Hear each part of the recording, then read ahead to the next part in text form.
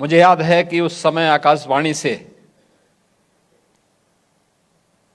प्रातःकालीन सत्र में,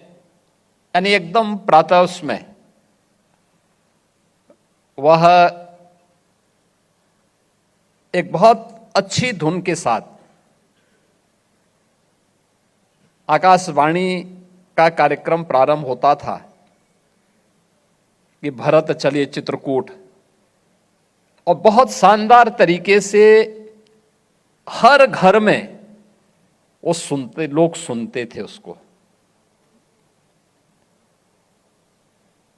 कैसे समाज को जोड़ने का माध्यम आकाशवाणी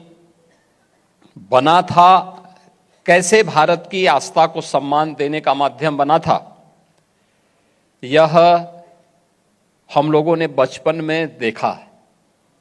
सुना। थोड़ा बड़े हुए तो देश और दुनिया के अंदर क्या हो रहा है, हमें समाचार पत्र की पहली लाइन भी आकाशवाणी के अलग अलग समय में चलने वाले बुलेटिन के माध्यम से ही प्राप्त होती थी। और उसमें याद रखना, दोनों चीजें थी, भाषा की शुद्धता भी थी और समाचार की गुणवत्ता भी थी, और उसमें सच्चाई भी झलकती थी। यानी उसमें पीठ पत्रकारिता कहीं नजर नहीं आती थी। जो जैसा है वैसे ही प्रस्तुत करने का साहस भी उस समय हम लोग देखते थे। और आकाशवाणी के अलग अलग केंद्रों से, लखनऊ से थे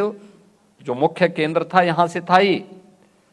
दो अन्य केंद्रों से हमें समाचार सुनने का अवसर प्राप्त होता था, एक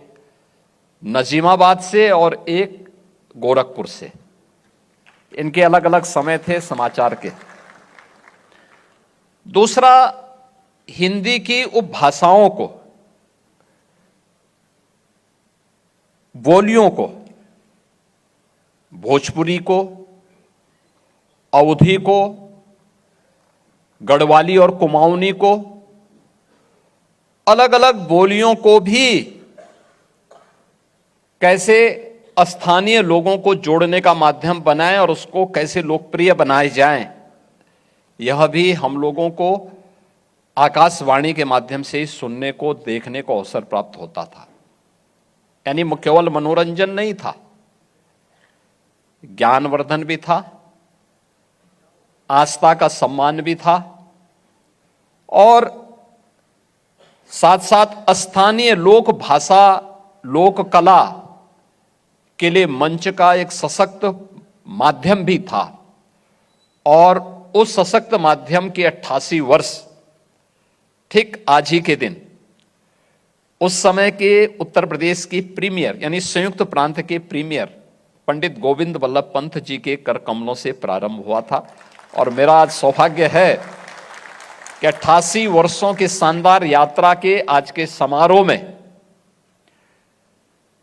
उत्तर प्रदेश की उन विभूतियों को, जिन्हें आदरणीय प्रधानमंत्री जी के विजन के अनुरूप